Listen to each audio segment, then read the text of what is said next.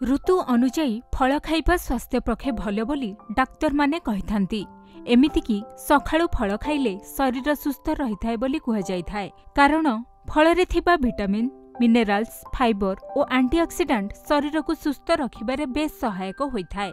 हेले केउ समय रे फल खाइबा उचित नुहे ताहा मध्य जानिबा विशेष जरूरी।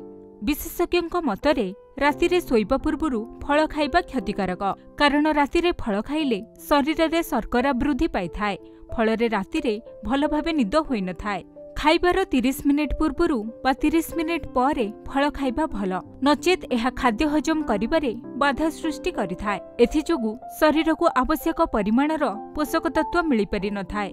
विशेष भावे डायबिटीज रे पीड़ित व्यक्ति अति कम रे खाइबार 1 घंटा पूर्वरु बा खाइबार 2 घंटा परे फल खाइबा भल। कौनसी खाद्य सह एकाठी फल खाइबा अनुचित, कारण सबु फलरे प्रचुर परिमाण रे फाइबर थिबारु एहा हजम हेबाकु समय लागिथाय।